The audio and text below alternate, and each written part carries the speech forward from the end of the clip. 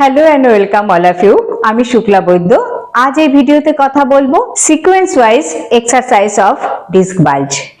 এই disc বাল্জে flexion করতে হবে নাকি এক্সটেনশন করতে হবে, নাকি ফ্লেকশন আর এক্সটেনশনের একটা কম্বিনেশন করতে হবে, কিভাবে কোমরের জোর আমরা বাড়াতে পারি, সব এই ভিডিওতে কথা বলবো। তাই ভিডিওটি খুব ইন্টারেস্টিং হতে চলেছে এবং খুব সংক্ষিপ্ত করতে চলেছি যাতে কিনা আপনাদের ধৈর্যচ্যুত না হয়। তো চলুন শুরু করি। আজকে প্রথম এক্সারসাইজ দেখাবো হচ্ছে ভুজঙ্গাসন। এই হলো ভুজঙ্গাসন, আমাদের কাছে সবার জানা ভুজঙ্গাসন। আবার কেউ কেউ আমরা এইভাবেও করে থাকি, ঠিক আছে? যাই হোক না কেন, আমাদের ভুজঙ্গাসন খুব কমন এবং আমাদের খুব ফেভারিট। আমরা অনেকেই এইভাবে জেনে আছি যে কোমরের ব্যথা মানেই ভুজঙ্গাসন, কিন্তু কোমরে ব্যথা মানে যে ভুজঙ্গাসন তার কোনো মানে নেই।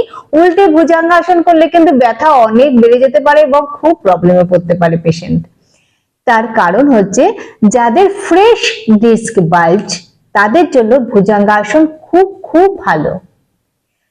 কেন কি ওই দুটো ডিস্কের মিডল থেকে যে জেলটা আমাদের বেরিয়ে যাচ্ছে সেটি কিন্তু ভেতরে ঢোকাতে খুব সাহায্য করে এই ভুজঙ্গাসন, ঠিক আছে? Fresh disc বাল্জ।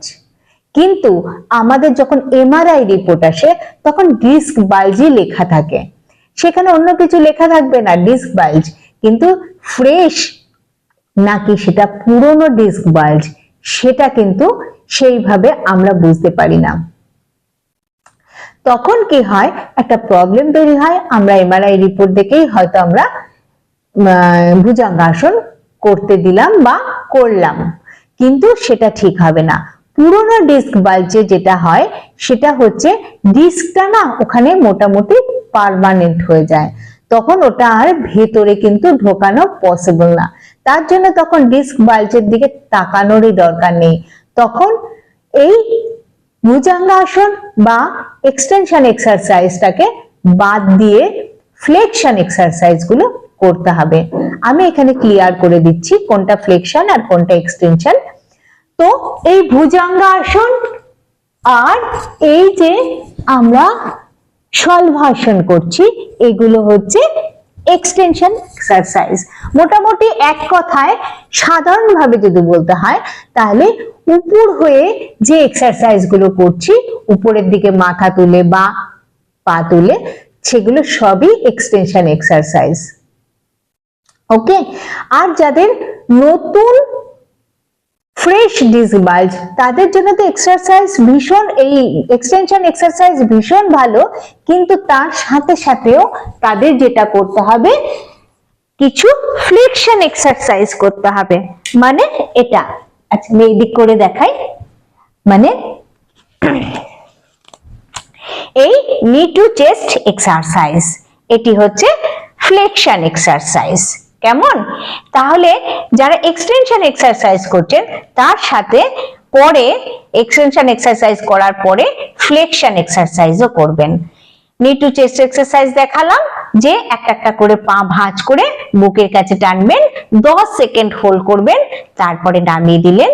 এইভাবে ডান পা 5 বার, বাঁ পা 5 বার করে নেবেন। ওকে, তারপরে যেটা করবেন, দুটো হাঁটু ভাঁজ করে কোমরটাকে তুলছেন, এটাও flexion exercise, pelvic tilt exercise বলে এটাকে। এইভাবে 5 বার করলেন।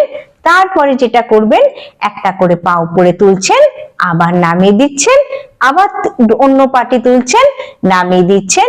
এইভাবে ডান পা 10 বার, আবার বাঁ পা 10 বার করবেন। হয়ে গেল এটি ফ্লেকশন এক্সারসাইজ।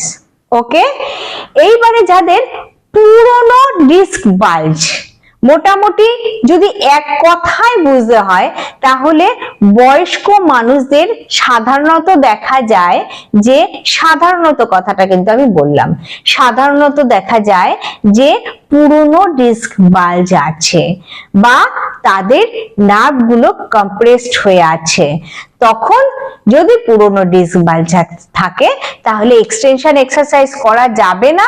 সেক্ষেত্রে এই ফ্লেকশন এক্সারসাইজ মানে এই হাঁটু ভাঁজ করে যেটা দেখালাম সেটা, দুটো পা ভাঁজ করে কোমর তোলা সেটা, প্লাস একটা করে পা উপরে তোলা নামানো, এটা আরেকটি এক্সারসাইজ এখন মনে পড়লো যে দুটো হাঁটু ভাঁজ করে ডান দিকে নিলাম দুটো পাই, আবার বাঁ দিকে নিলাম দুটো পাই।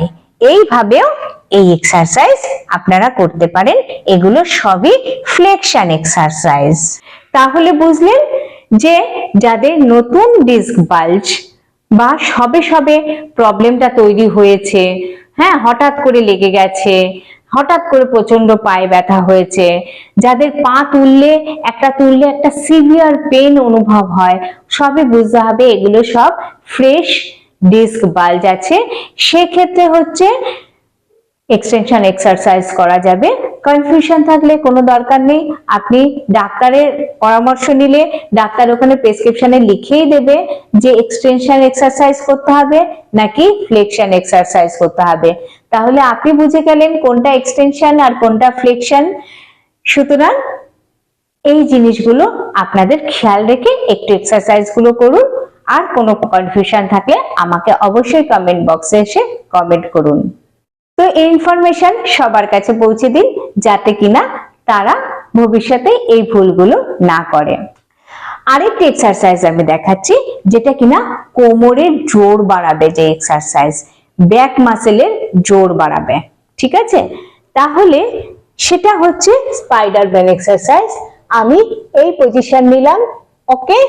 এইবারে ডান পা তুলবো সোজা করে এবং ডান বাঁ হাত তুলবো, ঠিক আছে?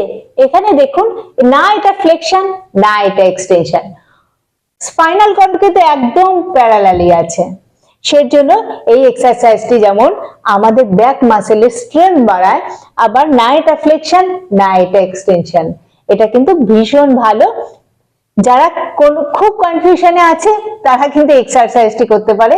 এই এক্সারসাইজটি না ব্যথা কমাবে না ব্যথা বাড়াবে, ঠিক আছে, কিন্তু মাসেলের স্ট্রেংথটাকে তৈরি করবে। সুতরাং এক্সারসাইজটি কিন্তু খুব ইম্পর্টেন্ট।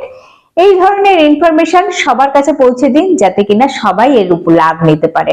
ভালো থাকবেন, সুস্থ থাকবেন, আবার দেখা হবে অন্য আরেকটি ভিডিওতে।